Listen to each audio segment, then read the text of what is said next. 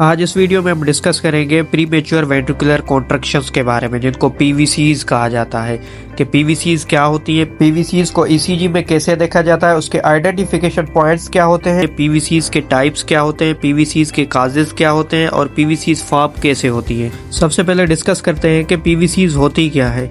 Basically PVCs are extra heart beats that begin in one of the ventricles. अब जो normal impulse होती है वो इस डायरेक्शन में फ्लो करती है। वो स्टार्ट होती है एसए नोड से, एसए नोड से पूरे एट्रियास को एक्साइट करते हुए वो एवी नोड तक जाती है। एवी नोड से वो बंडल ऑफिस में जाती है, बंडल ऑफिस में लेफ्ट और राइट बंडल ब्रांचेस में, उसके बाद परकंजी फाइबर्स में। ये एक नॉर्मल फिनोमेना है, नॉर्मल फिजियोलॉजिकल करंट इस तरह फ्लो करता है। लेकिन अगर किसी भी वजह से ये इम्पल्स की ओरिजिन एसए नोड को छोड़ के वेंट्रिकल से हो तो इसको प्रीमेच्योर वेंट्रिकुलर कॉन्ट्रैक्शंस कहा जाता है। इसका मतलब यही हुआ कि नॉर्मल जो करंट था वो एसए नोड से होते हुए वेंट्रिकल्स तक आता, लेकिन किसी भी वजह से प्रीमेच्योरली वेंट्रिकल कॉन्ट्रैक्ट हो गए तो इसको प्रीमेच्योर वेंट्रिकुलर कॉन्ट्रैक्शन कहा जाता है। अब बात करते हैं कि पीवीसी को, प्रीमेच्योर वेंट्रिकुलर कॉन्ट्रैक्शन को ईसीजी में कैसे डायग्नोज किया जाए। तो इसके 4 पॉइंट्स होते हैं। जो नंबर 1 है, पीवीसीज में पी वेव एब्सेंट होती है, मतलब पीवीसी है जो उसमें पी वेव नहीं होगी। और जो दूसरे नंबर पे आइडेंटिफिकेशन पॉइंट है वो है कि क्यूआरएस कॉम्प्लेक्स है जो वो wide and Bijari in appearance होता है। थर्ड नंबर पे जो पॉइंट है वो ये है कि जो एसटी सेगमेंट है या टी वेव है वो हमेशा अपोजिट डायरेक्शन होती है आर वेव के। और जो चौथे नंबर पे आइडेंटिफिकेशन पॉइंट ये है कि जो पीवीसीज है उसके बाद ऑलवेज एक कंपनसेटरी पास आता है, मतलब एक पीवीसी आएगी उसके बाद एक कंपनसेटरी पास आएगा। तो आप इस ईसीजी में इस पीवीसी को क्लियरली देख सकते हैं कि इसमें पी वेव एब्सेंट है और इसकी जो मॉर्फोलॉजी है क्यूआरएस कॉम्प्लेक्स की वो वाइड एंड बिजारी शेप है। और टी वेव आप देख सकते हैं कि ये इन्वर्टेड है, आर वेव अपवर्ड जा रही है और टी वेव इन्वर्टेड जा रही है, ये अपोजिट डायरेक्शन में होगी।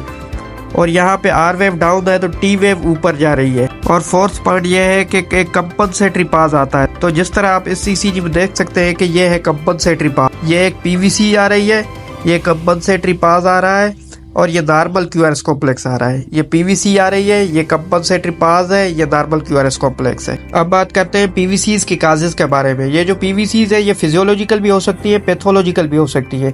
जो फिजियोलॉजिकल पीवीसीज है ये ऐसे लोगों में आती है जो लोग ज्यादा कैफीन का इंटेक करते हैं। फॉर एग्जाम्पल काफी लोग चाय ज्यादा पीते हैं, कॉफी ज्यादा पीते हैं, या तो कुछ लोग अल्कोहल ड्रिंक करते हैं। उसके अलावा ऐसे लोगों में जो ज्यादा स्ट्रेस लेते हैं, नींद पूरी नहीं होती जिन लोगों की, जो लोग एक्सरसाइज करते हैं, इन सब लोगों में फिजियोलॉजिकल पीवीसीज आ सकती है। इनको बेनाइन पीवीसीज कहा जाता है। अब बात करते हैं पैथोलॉजिकल पीवीसीज किन कंडीशन में आती है। पैथोलॉजिकल पीवीसीज का जो सबसे मोस्ट कॉमन काज है वो इस्कीमिया। अगर किसी भी इंसान को मायोकार्डियल इंफार्क्शन हुआ है या तो ऑनगोइंग इस्कीमिया चल रही है तो ऐसे लोगों में पीवीसीज आना कॉमन है।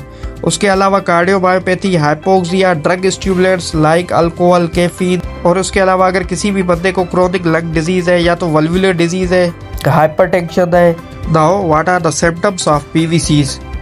अब अगर किसी भी बंदे को कंटिन्यूअस पीवीसीज आ रहे हैं तो ऐसे बंदों में पल्पिटेशन की कंप्लेन हो सकती है, या तो फीलिंग ऑफ स्किप बीट हो सकती है, मतलब उसको ऐसे लगेगा कि हमारे दिल की जो धड़कन है वो स्किप हो रही है। अब बात करते हैं पीवीसीज के टाइप्स के बारे में कि पीवीसीज के टाइप्स कौन कौन से होते हैं। पीवीसीज के बेसिकली 5 टाइप्स होते हैं। नंबर 1 पे इनफ्रीक्वेंट पीवीसी। इनफ्रीक्वेंट पीवीसीज ऐसी पीवीसीज को कहा जाता है जो लेस देन 5 हो पर मिनट में, मतलब 1 मिनट में किसी भी इंसान को 5 से कम पीवीसीज आ रही है तो इसको इनफ्रीक्वेंट पीवीसीज कहेंगे। और दूसरे नंबर पे फ्रीक्वेंट पीवीसीज। फ्रीक्वेंट पीवीसीज उन पीवीसीज को कहा जाता है जो मोर देन 5 पीवीसीज आए पर मिनट में।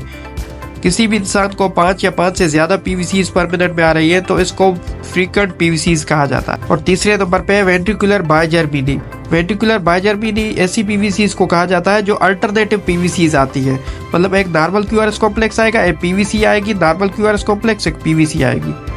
और तीसरे नंबर पे है ट्राइजर्मिनी। ट्राइजर्मिनी का मतलब है कि 2 नॉर्मल क्यूआरएस कॉम्प्लेक्स आएंगे, तीसरी पीवीसी आएगी, 2 नॉर्मल क्यूआरएस कॉम्प्लेक्स आएंगे, तीसरी पीवीसी आएगी, तो इसको ट्राइजर्मिनी पीवीसीज कहा जाता है। और 5वें नंबर पे कपलेट्स। कपलेट्स का मतलब है कि 2 पीवीसी साथ आए। अब अगर किसी भी ईसीजी में 2 पीवीसी साथ आ रही है, कंटिन्यूस आ रही है, तो इसको कपलेट कहेंगे। और ट्रिपलेट ऐसी पीवीसीज को कहा जाता है जो 3 कंटिन्यूअस पीवीसीज आए तो इनको ट्रिपलेट्स कहा जाता है। और उसके बाद आता है नॉन सस्टेन्ड वेंट्रिकुलर टैकीकार्डिया। और अगर किसी भी इंसान को 3 कॉन्जिक्यूटिव पीवीसीज या 3 से ज्यादा आ रही है with the rate of 100 beats per minute तो इसको नॉन सस्टेन्ड वेंट्रिकुलर टैकीकार्डिया कहा जाता है। और जो लास्ट पे टाइप है उसको कहते हैं R on T phenomena. R on T phenomena ऐसी पीवीसीज को कहा जाता है जो दो पीवीसीज बिल्कुल एक दूसरे के साथ मर्ज हो जाए तो इसको R-on-T फिनोमेना कहा जाता है। Now comes toward the treatment of PVCs. How to treat the PVCs. अगर तो पेशेंट एसिम्प्टोमेटिक है, पेशेंट को कोई तकलीफ नहीं हो रही, तो ऐसे पेशेंट को कोई ट्रीटमेंट की जरूरत नहीं होती। और अगर किसी भी पेशेंट को सिम्टम्स हो रहे हैं, लाइक पल्पिटेशन हो रही है, तो ऐसे पेशेंट में सबसे पहले तो काज रूल आउट करना होता है कि what is the cause of PVC. For example, patient को ऑनगोइंग इस्कीमिया चल रहा है या तो अनकंट्रोल हाइपरटेंशन है, तो सबसे पहले उस काज को ट्रीट करेंगे। अगर तो काज आइडेंटिफाई नहीं हो रहा तो इस कंडीशन में पेशेंट को ट्रीटमेंट में बीटा ब्लॉकर्स दिए जाते हैं। अब मैं आप लोगों को कुछ ECGs दिखाता हूँ तो आप लोग डायग्नोज करें कि ये कौन सा टाइप है पीवीसी का।